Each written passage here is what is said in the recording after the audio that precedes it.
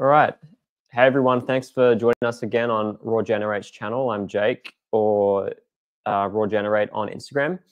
And I'm here with a really awesome guest, Adrienne here, actually. She's another practitioner of Dr. Morse's, and we're going to have a cool discussion today about all things working with clients and the struggle with that, the emotional side of things, and just in general, the aspects that generally are overlooked. You know, everyone focuses on diet, they focus on the physical aspect, but there's a whole other psychological, cultural, social aspect that can make it really hard to get the results you want if you're following a Dr. Morse protocol, for example, or trying to get a certain health situation sorted out if you've got all these other things pulling you. So yeah, without further ado, Adrienne, thanks so much for being here. And yeah, we got a cool little chat this morning for me and tonight for you. So yes, I'm Adrienne. I see clients under Holistic Living with Adrienne. That's how you can find me. So my journey started, let me see, I'm 40 now, so 7 years ago. 33, that magic number. Everything in my life was just horrible, and I was obese, depressed. Wow. Yeah, I was like 230 pounds at my heaviest, and I just didn't feel good. And my back, I had a car accident, and it left my neck broken.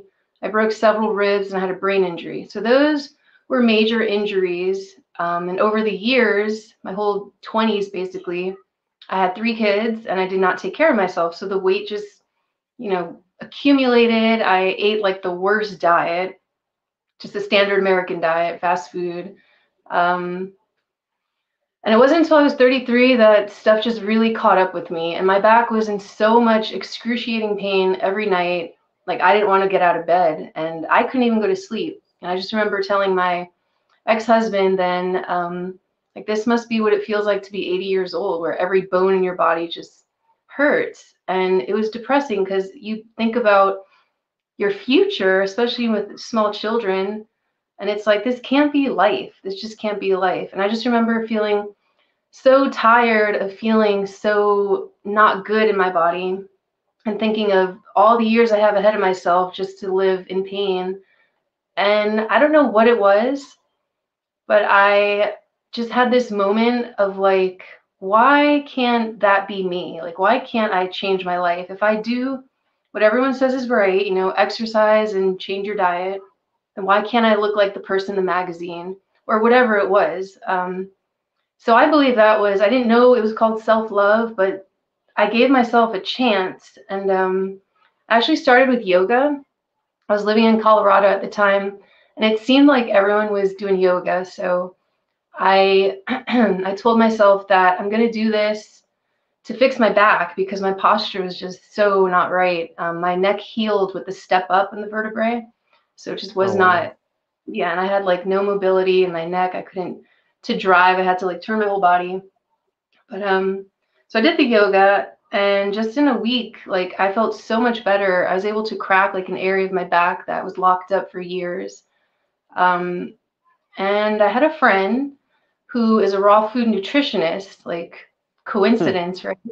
And she came to visit me and she saw that I was trying to make these changes in my life. And she just told me like a few simple things. She told me, one, when you heat your food over 118 degrees, like you destroy the enzymes, the water soluble vitamins and minerals. She told me that she didn't know much about the lymphatic system, but she said that things accumulate. She talked about toxemia and your blood gets toxic and whatever. And so just all of this stuff that she was telling me, she said 21 days you establish a habit. So it was like those 3 things, and it was like a light bulb for me. Like right then and there, I went all raw, and I had 3 simple recipes, and I was like, if I stick to this for 21 days, it'll be a new habit. So I ran with it, and I was completely 100% raw and just refining that and learning more for 3 years. I had moved to Florida during that time, and I was watching a lot of John Rose, started with him. Awesome. And then I found Dan McDonald. Yeah. And he just like, his energy was just like, it matched me a lot. And he was really entertaining to watch. And just the information he would say about what he was juicing and like what it was for, fascinated me. And I was just thinking like, where he had to learn this somewhere. Where did he learn this? What books is he reading?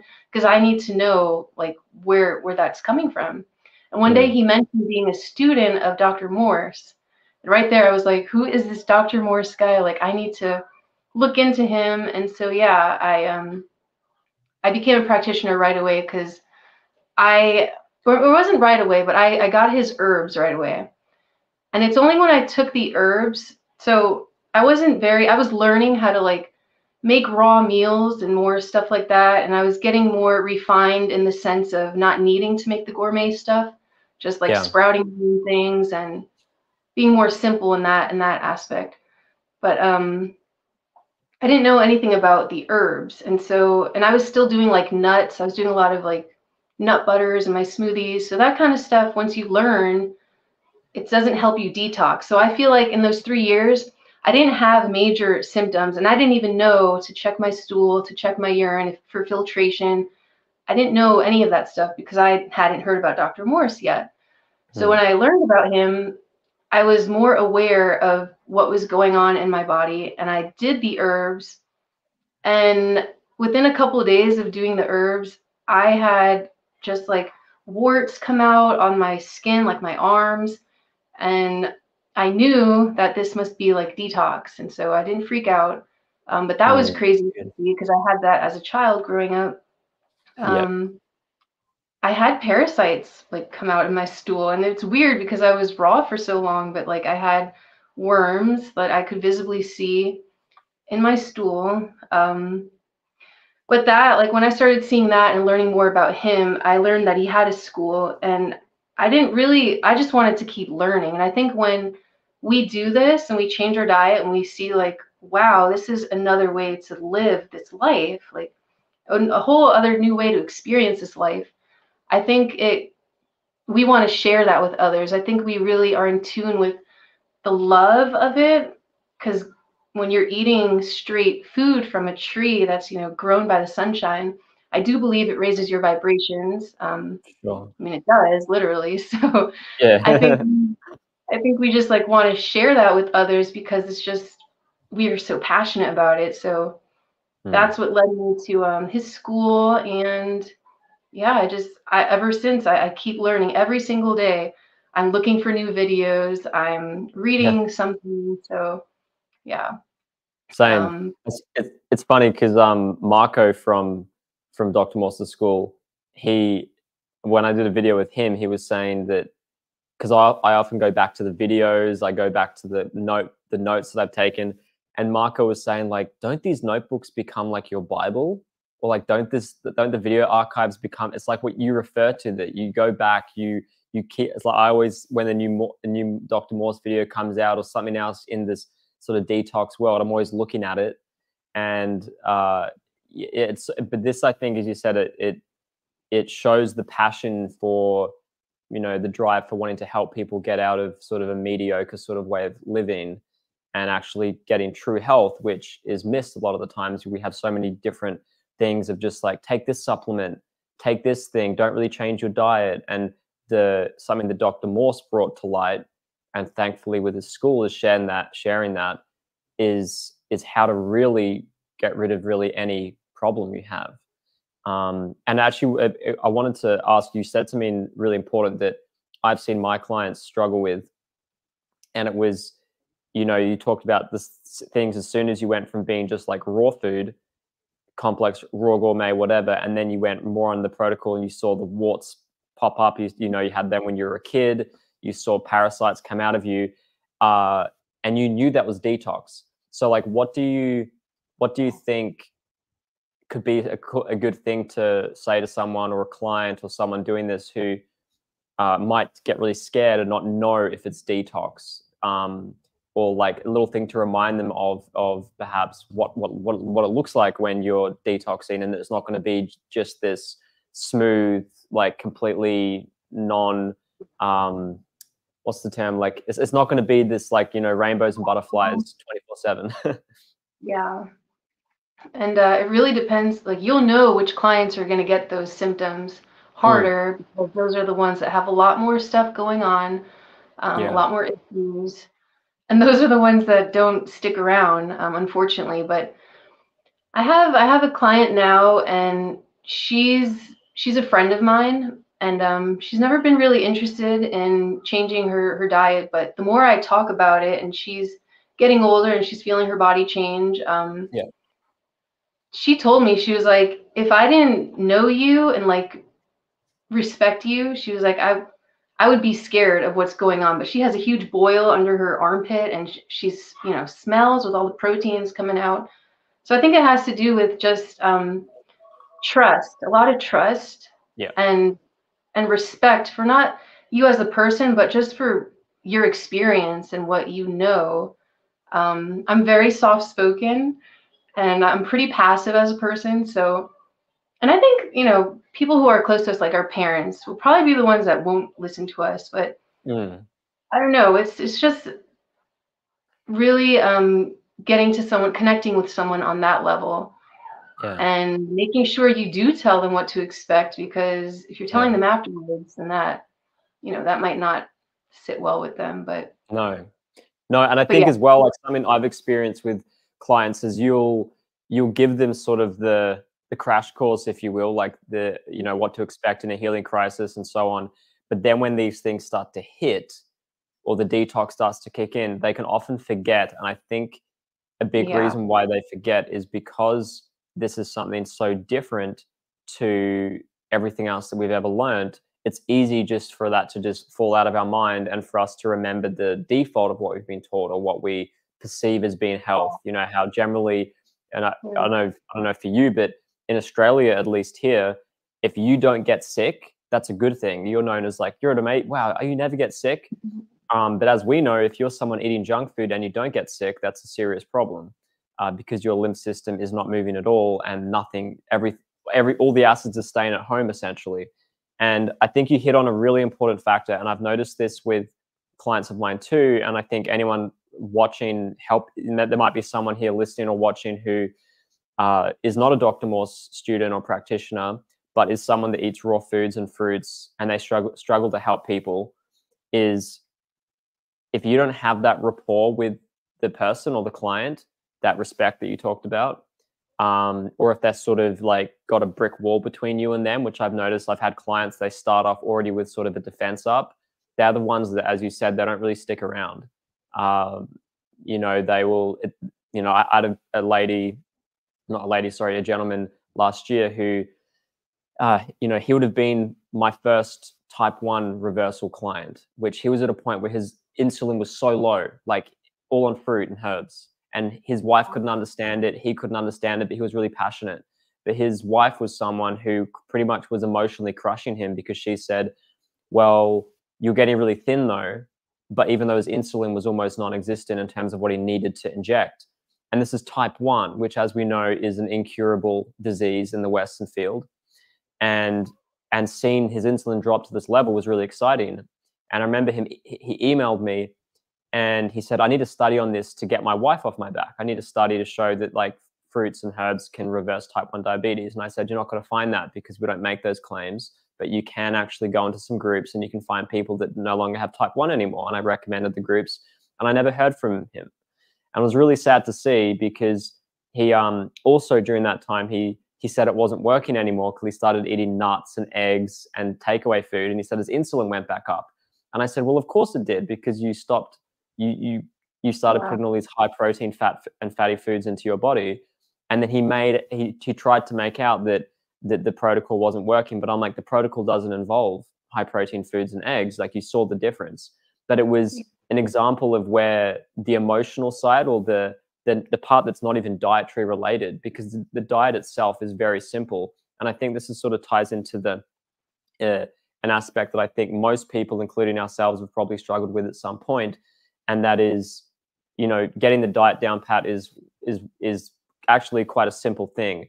It's the psychological pressure that we might get from family members or from friends or from the external world, the fact that the external world isn't really conducive of this way of living. Like, everything around us is pretty much telling us to do the opposite. And like, yeah, could you maybe speak on that, on your experience yourself and also with people you've helped and family and yeah. Yeah, there's a lot of fear that's being pumped into us from the time we're young, even, like Yeah. with our children, we tell them, oh, don't do that. We rush and like, it's like it scares them. And then just everything we've been fed through corporations and people with special interest on what we should eat. But I do think it's a lot of fear. You mentioned it was his wife on his back, and that's really hard because that's someone who you're living with, Yeah. and you really have to be solid in your foundation of what you know. But you're right. When people start feeling yucky and achy and sick, they don't want to feel like that. There's a lot of fear because they don't trust the process. But literally, I tell people like you're just eating fruit. Like what is the worst thing that can happen when you're eating the food that is meant for our bodies? It's from a tree. But it's hard to really get to people who are, the cognitive dissonance is very real. People holding on to their beliefs like, no, this isn't right. I literally had someone tell me that the herbs, the tinctures, were making her go through anaphylaxis. And she even said to me, she's like, do you even know what that is? And I'm like, of course I do. Like, I promise you it's health. And she had so many issues going on, and she was a super skinny little girl. And I'm like, you're going to experience a lot of things, and you have to trust that this is going to happen to you, and you're going to feel really, really bad. And I don't know if you know late Dr. Christopher, but Yeah, he's Dr. Christopher. Yeah. yeah, Dr. Christopher. Yeah. I have some Yeah. tapes of his, and I was listening to them, and he talks about clients who were going through like so much pain that this one lady had to bite down in a pillow, and she was like, I swear my neighbors heard me screaming. She was like, it felt like hot coals passing through me. So I mean, that does not sound, pleasant at all. Like that's how deep it can get. It can get scary, and your hair falling out, warts coming out of your skin, like crazy, crazy things. And you just have to know that your body is letting go of this stuff because it doesn't want to keep holding it on, holding it in. And after that, most people say that they have a burst of energy or they feel so much better. So it's just something that is part of, we're repaying the debts that we've enjoyed, doing throughout our life, and now it's time to pay back. So Yeah, a lot you of people are you not willing to do that. that was so well said because I think reminding clients and friends, I'm helping my mom who has got to a point now where she doesn't get migraines anymore, and Wow. her glasses that she's using, I think they're like 1 or 2 levels less strong. So the optometrist has had to make the glasses less like that. And he was like, "This doesn't happen." I And know. yeah, but she's got other areas that have been a real trouble for her in her mouth and like in her teeth, and she's had some teeth problems. And she's like, "I think it's the fruit." And I'm like, "No, mum. I'm someone who my motivation for starting on this path was because my teeth were eroding from the inside out. Like I had a tooth removed years ago because it just eroded internally, another one that was going down. And I was like, had always had pain in my mouth. Once I understood iridology, I saw that I had so much lymph in my head and in my jawline. And Yeah. and soon as I go on herbs and fruit, the pain leaves the mouth. There's no more sensitivity. There's no more. But what can happen in that process of detoxification that you were talking about is you're repaying the debts, which essentially is cause and effect. And we know cause and effect applies everywhere in the natural world, including in the human body. And essentially the human body is sort of a combustion system. Like it has gases that are produced by certain processes. And, we are essentially like alkaline by design, but acid by function. And there's always an acid residue in some degree. And if we have an excess of that, we're going to feel it. And just that point you talked about, that lady who was in so much pain, I've been on a bit of a like protocol myself at the moment, and I had this pain going up my arm. And in high school, actually, I did a workout once, like this exercise thing with this person who pushed me really far, and my whole arm on my right side swelled up and wouldn't go down. And I remember going to an ultrasound specialist, and they said, if this doesn't go down, you could get nerve obstruction, and we may have to amputate the arm. That they said that's worst case scenario. So, and me being, I think 15 or 16, was like freaking out. And it went down in a few like days, which still was a while to go down. But now understanding that my right kidney is genetically weaker than my left, and that I've generally always had issues on my right side more than my left, it makes perfect sense. And I think explaining to someone, if you've done their iris reading, if you've done the health form, and they're going through something like this, and you can explain to them, well, this area, look, it is, and this is something so beautiful too. I've done iris readings for people without knowing anything about them, and you pretty much hit the nail on the head. There's a few things you can't know because you can't know like what the damage was from. But if you have their story, then you know what that is. But you see that nothing is just random. Maybe you missed something one time, okay, fair enough. But nothing is. There's no guessing. It's no just like, oh well, that's this area this time, that's that area that time. It all makes perfect sense, and I think that's really reassuring to someone on a detox journey, because they can be going through a really hard time, and you can remind them of why this is happening. And then when they feel those spurts of energy that you talked about, where there will come a moment where this low point will no longer be happening for you. There'll be a moment of clarity and energy that'll become more of the standard, more the norm.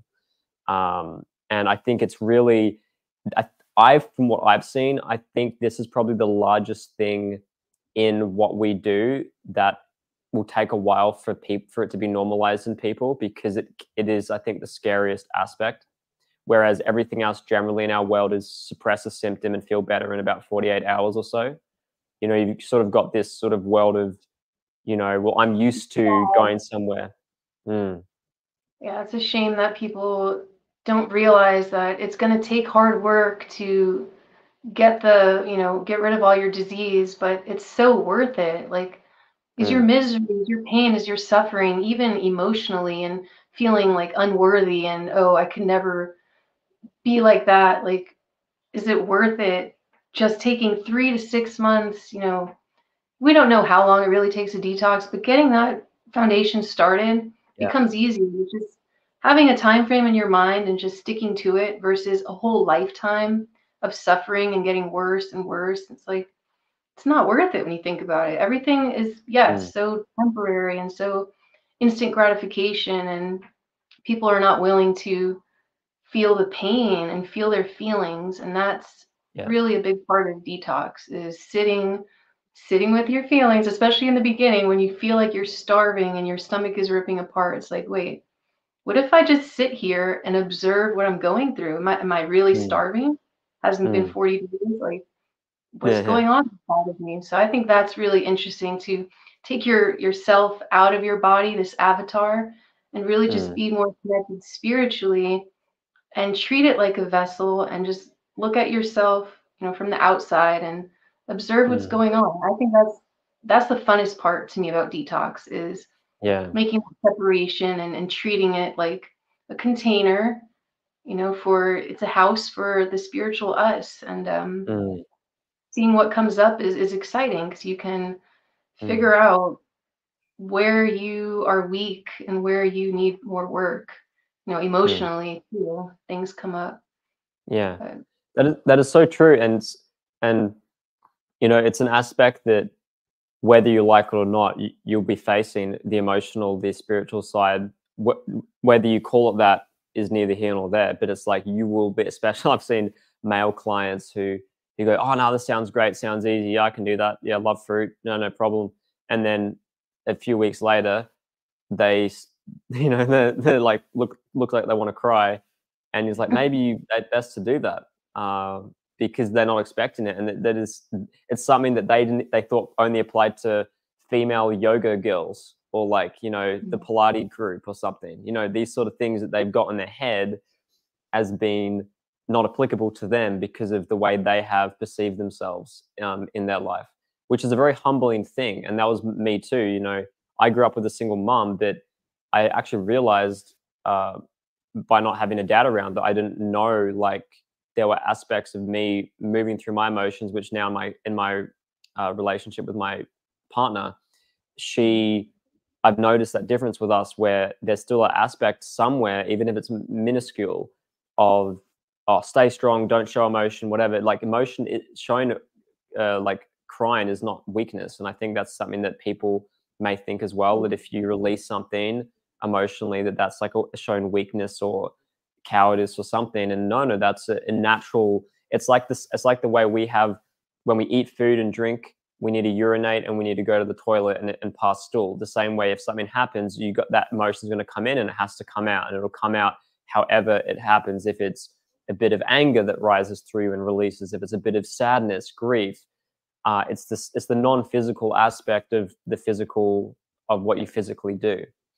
And I wanted to actually just end on that little part here about something really, I think one of the most beautiful things, and I actually have the book here, it's coincidentally, but this book sort of touches on it. That you probably heard of it, the Essene Gospel of Peace. I love that. Yeah. Was one of the, yeah. Yeah, and I'm making a series actually on my channel because I've noticed a lot of people have been searching Jesus in the Essenes recently, like big YouTube channels, and a lot of people are misrepresenting the Essene Gospel of Peace. I think ignorantly, they're being subconscious about it, but it's a very straightforward book. Book 1 specifically, there's not really any ambiguity in there.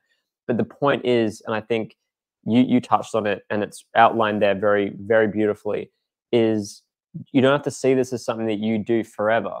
That you can get a foundation of 3 to 6 months, even if you just get 100% 3 months for that window. And it's something Ben, who I just interviewed on my last one of my last videos, he's the guy that owns Invictus in Australia here, that distributes all of Dr. Morse's herbs. Yeah. And he was a big bodybuilder guy, and he did it like perfectly for 3 months, and that was enough for him. He got what he wanted. He got his blood pressure from a critical state down to perfect, and he was happy with that, and he moved on, and he just eats fruits and vegetables and some grains, but his bulk is like raw fruits and vegetables, and he's awesome. He's really strong, and he's like, the fact that you can take your body from a lifetime of abuse to getting it to a point that it was healthier than it was probably when you were born in like less than a year is incredible. And that's, to me, and I think you agree, is exciting. And when I've explained that to clients in that way, you sort of see a little light bulb. So some of them go, oh, well, I don't want to do 3 months or 6 months. You get that kind of person. But then you generally get people that go, oh yeah, well, if you put it in that perspective, that's not something I always have to do forever. And it's like, yeah, but probably by that point, you probably want to live more that way anyway, because you feel better. Exactly. That's the whole thing, is you're playing on their emotions. Like, it's only 3 months, it's only 6 months, and you're going to feel so much better, and you're probably going to correct a lot of the problems that you're going through. Most people will be like, all right, I can take the challenge. But then you're hoping, and you know that 3 months, first of all, that's going to be a routine that you're used to doing already. Yeah. And it's like, why am I going to go back to drinking milk and eating animals? Like, that's not going to, for most people, I don't think it's going to sit well with them, and they're going to feel it too. And that's the biggest part. But I don't know. My hope is that, the clients will do the 3 or 6 months and just feel so amazing that they're not going to want to go back to. Yeah. And it's an energetic thing. Like, forget the health and diet. That's a huge part of our life, but it's the whole transfer of consciousness. Like, when you're eating just fruits and living foods, your experience is so much more, it's so different. It's like such a novel way to live, where you walk outside and you get like downloads from being in the sun. And I know that sounds like really different and crazy, but it's just because you're on a different level, and it makes it fun, So I try to tell people who are more open to that stuff, that part of it, like, when you sit in meditation, you're able to just connect to everything that is in the ether, because, there's no empty space. No. So that's really what makes it fun for me. Well, yeah. And something you said that I think is really, really vital there is, and I like saying this to people, and I try to go out of my way to speak to people that look like I've had conversations. It's weird. I've had people come up to me in like a shopping mall and just ask me something kind of related to health out of nowhere. They're complete random. And you get these weird sort of yeah, these weird encounters. And I think it's because it's like a child or an animal. Like if you're a kind, loving person, you'll get children, babies will stare at you, animals will come to you. You know, there's that famous thing of like, you know, dogs or cats sense evil. Like we had a cat who, when there was someone that was had a lot of, you know, thoughts of like abuse towards animals, the cat would just hiss or run away from that person. And I remember that as a kid. And you see that like energy attracts like energy. So it's just energy dynamics essentially. And so what I've noticed is when you show someone that to experience true health on more levels than one is not an elite or like a special, you know, you need some special sort of requirement, or you need to do, you know, a lifetime of meditation or whatever. It's like you can start getting this now. It's not like a special thing that like anyone can get it. And this is why whenever I have a conversation with someone that is very you know, totally just you see in a different field, a different game essentially, like they're in a different book, you almost like speaking a different language to them. What I try to do is I'll say to them, do you feel like there's something wrong, and that you think that there's something in your body, and do you feel that because you haven't been given the answers that doesn't feel right, that there's nothing around you that is saying that you can change your situation? And the few people I've said this to, random people, some of which have said, yeah, that doesn't make any sense. Like, why is it that I would have this problem, but why is it that other animals in nature wouldn't? And I'm like, exactly. So you sort of use this Socratic method, this questioning of, is there an ounce, like a little, and I think that's what it is when these people like gravitate to you, or you find yourself doing a talk or something, and there's someone there that might be skeptical, but there's that little part of them that goes, there's something to this person that's speaking towards a part of me that is very dormant, or like just a little voice saying, yes, listen to that. And I think that's a really important thing. And that's a way to get to people that, because I try to get to as many people as I can, even if I just talk to them and have a conversation with the neighbor or something where they're living a completely different life. But next thing you see, they've like now gone to the farmer's market and bought fresh fruit. And you go, oh, cool. You know, and I think it's appealing to a level of humanity that is still there, but because of the way we live is being suppressed, and, you know, because of the powers that be don't really like this. And I think it's an interesting observation that fruit generally is the last thing recommended. It's always like the last thing on the pyramid. It's everything's like this 180 flip on its head. And there was this guy that I used to watch on YouTube, and he got removed. He was saying way too much truth, I think. And one of the things he said, if you want to find truth, just do a 180 of what's been taught to you. I mean, it's so true. I thought it was a pretty good rule of thumb to use in a lot of cases. Very true. And everything is energy. And so what you said about like attracts like, if you are connected to yourself and you're eating, you know, mostly foods that are vibrating love, when you're out and about, you're going to carry this energy about you. They say our heart radiates an aura around us, like 6 feet in diameter. So anyone who is within the aura will just feel different around you, feel more comfortable, feel more like at ease. And that will make them curious to ask questions about your life or just start talking with you. So what's funny that you say that is I see so many people, just probably like you do too, that are in bad, like obese, or like just, you know, in wheelchairs, or kids with ADD, or what is it? Not ADD, autism. Yeah. All these problems that are so rampant nowadays, you see them when you go out. And it's just been so pressing on me that I remember hearing, I don't know what I was listening to, but someone was like, I think it might have been Dr. Christopher, but they mentioned that someone had said to them, some doctor in Pennsylvania, like, you're fat.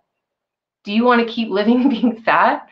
And the person was like, oh, it was the trucker guy that Dan McDonald helped, some obese trucker guy. And he said, if that guy didn't come to me and just be so straight up and say that, he was like, I wouldn't have changed my life. But the way he approached me and said, I have a solution for you, he's like, I believed him.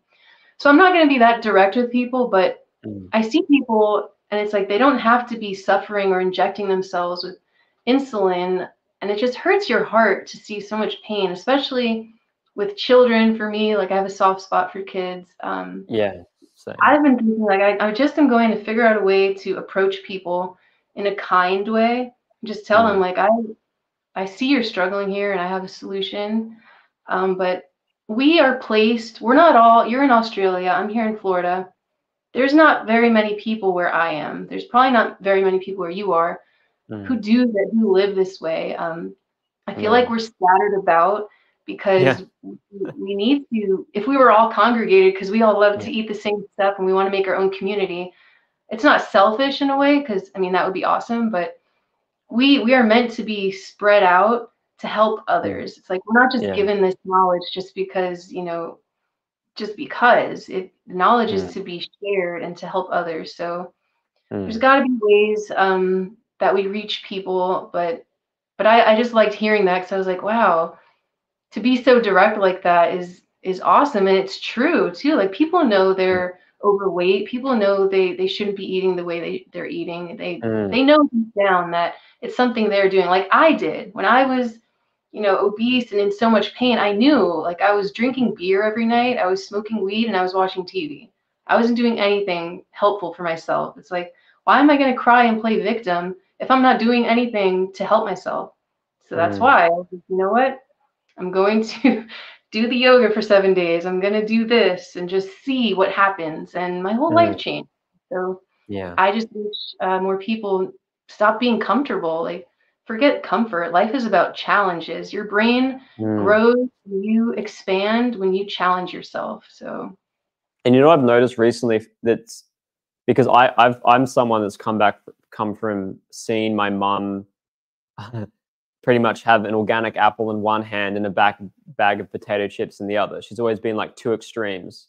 She's either like just only buying biodynamic organic food or eating junk food. And this is why she's got serious problems. And I grew up watching her binging on stuff. So my sort of emotional eating has been so advanced at levels that were, you know, where a few years ago, like 4 years ago, would have been just to get through the day, I would need to consume a certain amount of vegan junk food. Like it was all vegan. And I was like, yeah, well, it's vegan. And then you have this sort of excuse.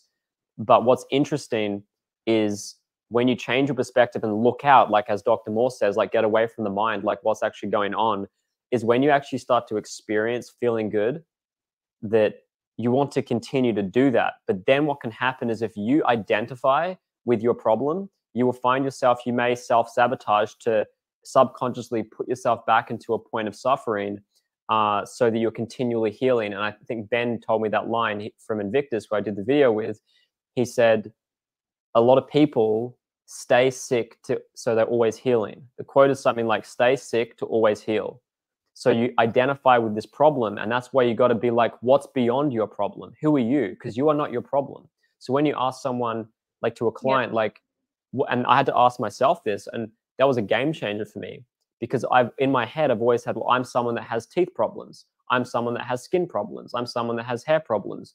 And then it's just like, well, I know it doesn't have to be that way. And that's actually not my experience. Even though I'm living mostly fruit and raw foods, it's those little times when I'm just still telling myself subconsciously in my mind, the part we talked about, how it's not really the diet related part. This is to do with your psyche that's saying that you are that. And it's like, well, I'm not that. And then, so like, what's beyond my suffering? What's beyond this problem? And then a lot of people don't know. A lot of people, they're like, well, crap, I haven't thought of that. Like, what could you do? Oh, I could live my best life. What does my best life look like? I have no idea. Write down your ideas. Like, it's exciting. As you said, like, this is an exciting path. And there's something I wanted to end there, which I think is really motivated me when I went from trying to get from a point of, you know, I put so much energy into helping other people that I often just didn't fully help myself in the same respect. It may have been like 80% or 90% or 70% sometimes, but I was like, I could be doing better for myself. I know I could, but I'm not doing it. And I'm sort of using the fact that I'm helping other people through being a practitioner, that, you know, that's sort of I sort of use that as a blocker. And I knew that was an emotional thing. And what it was that got me to fully change and fully just 100% just embrace it was the fact that it's like the reason why I'm saying this is it reminded me of what you said when you were obese, smoking weed, watching TV, is when the actions that you take that you know and not helping yourself improve, you're going to feel worse because you know that that action is leading you nowhere. You know that that action is just leading you to more suffering and pain. So that when you know that the action that you're about to take can be an action that's going to make you feel far worse or is going to make you feel better, and you can just distinguish the two easily, then it's like, do I want to suffer or do I want to actually get better? Like the way that Dan said to that man, do you want to be fat the rest of your life? Some people might see that as like brutal, but it's like, that is a straight up honest question. And it's like, you can ask that in a more soft way, sure. Or some people, you may need that direct sort of emotional punch because they need to be hit with that and go, actually, no, I don't. Or like, do you want to see your kids, in the next 5 years? And I think having that distinguished, like anyone listening that may be struggling, if you know something's going to make you feel worse, just based on 8 years of suffering, I'm telling you right now, when you do something that makes you feel worse, you're going to feel way worse after you've done that. Even with the temporary lift from it, whether it's weed, a junk food thing, you might get a temporary lift.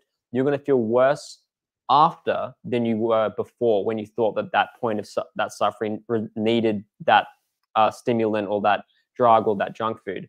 And that you're literally 100% guaranteed to feel worse than you were in that low point. And I think that's a really motivating way to get out of that.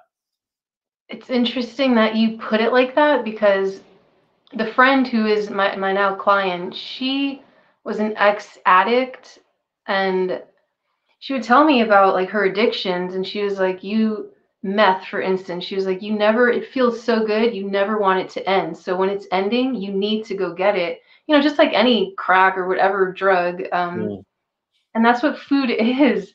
So it's like, it's such an emotional thing, and people just will binge eat, or they'll look forward to we're always thinking about food. So it's, when you see it as a drug, it's like how you really should have more control and regulation with it. There's so little that we really need to nourish ourselves, really. When you clean up, because people are always like, oh, aren't you hungry all the time? It's like, no, actually, this juice, a 32-ounce juice, once you drink that, it has so many minerals and vitamins that you're surprised that, wow, I'm not really that hungry. Like, I could probably eat a salad or a piece of fruit and I'm good. Because people are always like, oh, what do you do for cravings? I'm like, I go and I run and I get a juice. Honestly, like, it might not be what I really want to eat, but I trained myself to learn that when I drink that, there's so much in it that you still feel light in your stomach, but it satiates you so much that you're like, all right, I can go for a smoothie and that will be fine. Like, I'm not looking for the chips and the bread and the parasite food. But yeah, food is a drug, and I haven't been perfect on my journey. That first 3 years was incredible. I was in and out of my body so much. Definitely trying to get back there, but had a relationship that kind of threw me off. Don't have that anymore. So I'm really now I'm just refining everything so much, and I've learned a lot about the spiritual part of it and the emotional part of it. And I had a lot of emotional trauma growing up, and I'm learning to address that with Reiki and other, energy manipulation stuff. And it's been really helpful. And I'm learning that, like, just like you, I've been trying to put so much into my kids and my clients that I'm like, oh, there's no time to really focus on Adrian, but no, first we have to fill our cups first. And so I am hardcore 100% raw again, and it feels great. And my kids, I gave them, because they're kids, and like, I don't want to make that an excuse, because they're still people and they're going to grow up and have all this accumulation going on. But I told them 5 days raw, 2 days cooked food. You can eat it with your dad. I'll get you guys cooked food once a week. But I came back from a trip last week, and I was just thinking, like, why would I do that for them? Like, no, we need to kill the parasites, because those 2 days of cooked food, they're looking for, vegan pizza and breads. And it's like, that's just keeping those parasites and molds in you. So it's been hard. I'm trying to get them to realize that, but my daughter is 15 and she'll be 18. She thinks 18 is a magic number where she's just going to move out and she's going to eat however she wants. She wants to be vegetarian. And it kind of breaks my heart, but I'm like, you know what? You're going to know how different that is. When you start eating vegetarian, you're going to feel how different it is. But Yeah. it just makes me more, what's the word? Dedicated to cleaning out their parasites and all that stuff. And I'm included. So I don't know where I went off on that tangent, but yeah, staying raw is a challenge, you know, and you're going to go through ups and downs.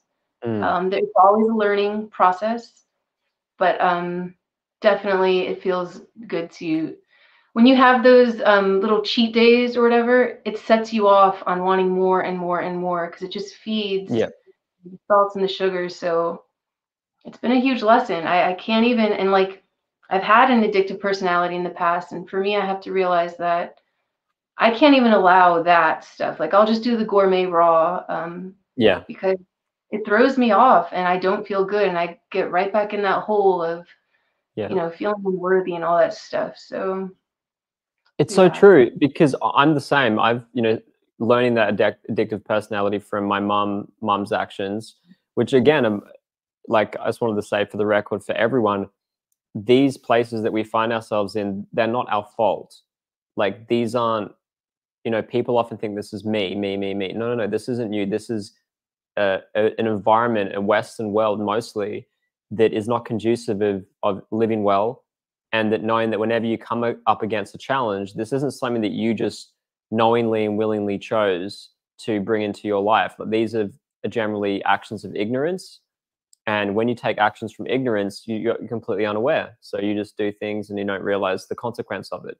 But once you begin to learn to undo that, then you now come from a place of knowing. And making a choice, a negative choice from a place of knowing, is not a fun experience comparative to making a choice from ignorance. Because when you choose something that's is going to be a negative choice for you, in terms of food, for example, and it's going to make you feel a certain way emotionally and physically as well, and better, that's not a fun feeling. And as you said, these things, the difference between like doing raw gourmet and cooked, I'm at that point now where I used to recommend more so for my clients, is a bit different, but I used to recommend to people and to my clients a lot of the time is like, I'd rather you see have a little more complicated raw meal than just simple cooked food. Because I did hear something, it may have been from Professor Arnold Ehret. I think it was Arnold Ehret that said this, but don't quote me. Something along the lines of the body doesn't see cooked food, no matter really what it is, even if it's mucusless, doesn't really see it as food because it's got no life left in it. So it almost sees it as a foreign invader in a way. And it may have not been Professor Ehret, but through Professor Spira doing the revised work of Arnold Ehret's work. But I'm at that point now where I'll even notice just a simple cooked food, I can feel something happening passively somewhere that's like building something negative that I know is something that I don't want to have part of me anymore. And I think a really cool thing that I know Dr. Morse touched on is, he said this, I think at his school and in some of his videos too, that most people experience life from a point of suffering. Very few people experience life from a point of actual enjoyment and true health. And that is a sad reality. And when he said that, I'm like, yeah, that actually is, as a kid, really angry, a lot of health problems, should have died like 2 or 3 times. Yeah, well, yeah, that's a lot of suffering. It's like, well, yeah, of course. And then you see other people like obesity, depression, all these sort of conditions. And then you look at that's normal. So it's normal to feel crap in one way or another. And what's really sad is I think people cling to that because they think that that's just the way things are. It's the way the cookie crumbles. It's the cards I've been dealt. I can't do anything about it. I drink alcohol now because it's to feel a bit better. Whatever it may be is what the person may say. But what is really a beautiful thing is when you can show someone that isn't actually their reality, that you can change that, and that suffering doesn't have to be. And I think a big reason why people struggle, and I've seen this with clients, is I use this analogy of a coin. Imagine one side of the coin is making choices, that are for the better of your emotional state and your physical body, and the other side is the exact opposite. So it's something that's negative.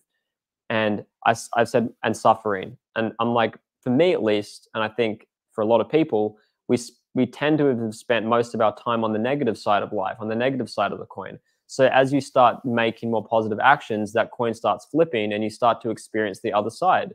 But this other side is very foreign. You're not really familiar with it. So you flip it back to the other side again because you're used to it. You know everything about it. You know the picture on that side of the coin. So then you defaultly live more negatively. But what's really beautiful is you said that at the beginning about takes 21 days to establish a habit, which I think is a really cool thing.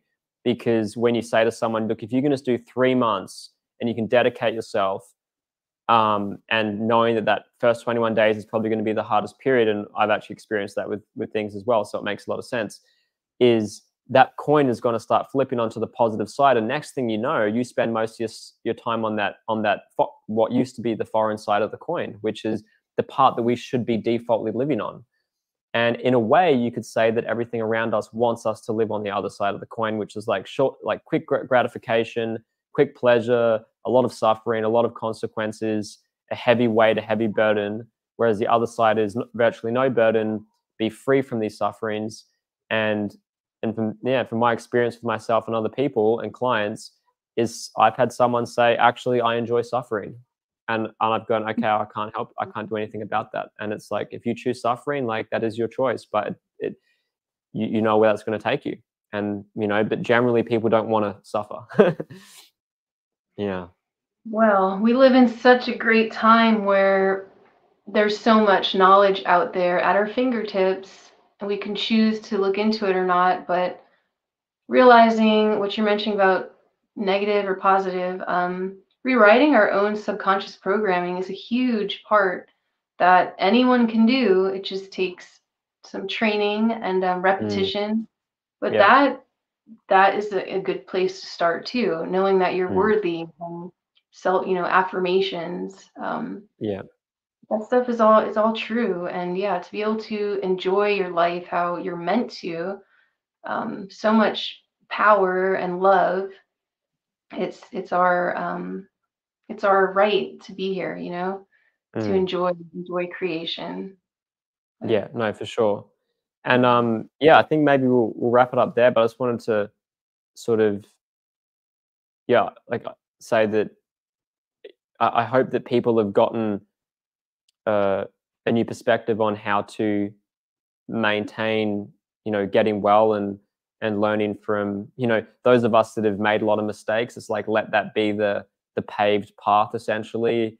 You look at people like Eric and Dr. Morse that have done certain things, Professor Arnold Ehret did certain things that we don't need to redo ourselves. Like, we don't need to be in a place of immense suffering and loss to turn our life around. This is why, I think you said you have an affinity for children, and so do I, because if you can get the kids healthy earlier on, they're not going to even have the problems that the adults have. But unfortunately, we see with iridology what the genetic past looks like when you see the genetic weakness, and that's where I see the biggest problems is in children's eyes. You look at them and you just go, oh my God, my grandma doesn't even have this.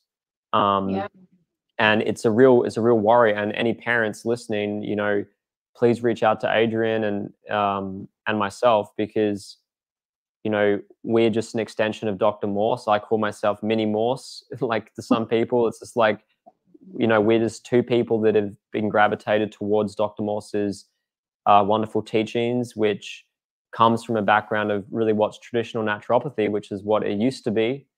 And yeah, Adrian, any last words, anything you want to say? I'll put all of Adrian's contacts in the bottom to reach out to her, to work with her, have a chat with her, whatever. All of Adrian's details we put in there. And just thanks so much for being on today's episode. It was a really, really awesome chat. So any last words or any other things you want to add before we wrap up? Just to encourage everybody, because we all have something going on with us. Just give yourself that time frame. If you can just stick it out for 3 months, why not do something different and just change your life? But I just encourage everyone to try, do something different in your life and see how much you turn it around.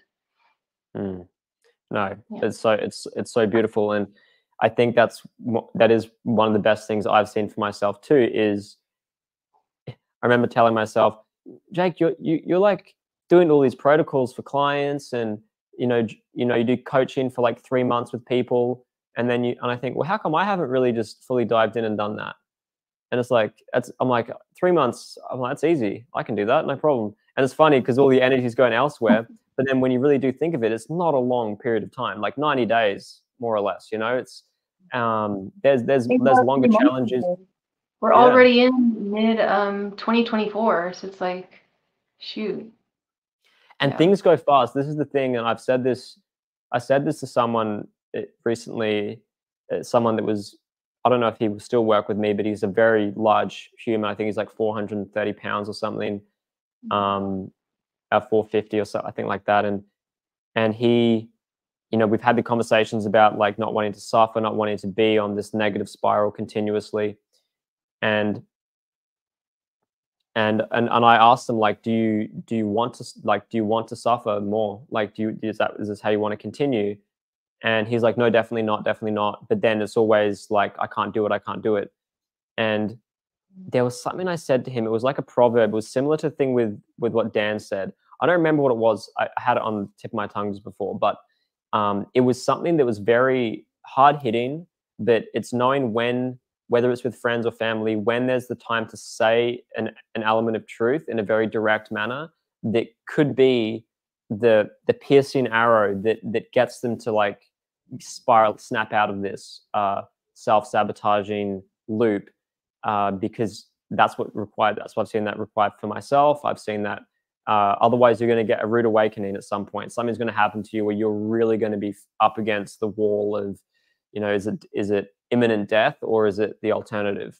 And generally you don't want to be in that situation. So as you said, if you can make a commitment and give yourself the honesty to do this, even if you just give yourself 1 month, and then after a month, I'm just going to do it for a month, and then you do another month. It's, when you tell yourself it's only for this period of time, it's more obtainable than if you go, I've got a year. Then it's scary. Then it's, oh, well, I couldn't do that. And I think that's a huge helper in the scheme of things. So yeah, Adrian, thank you so much for being on here. This has been an awesome chat. I appreciate it. Awesome. Yeah, cool. And yeah, as I said, I'll put all of your details in the description. This will be, if you guys are watching on YouTube, you can find that in the link here in the bio, and then on Apple Podcasts and Spotify, it'll be in the description there as well for you guys. And yeah, thank you so much. And maybe we'll do another one in the near future discussing more client stuff and anything else. It'd be awesome. Yes, definitely. Awesome. All right. Thanks, Adrian. Bye. Bye.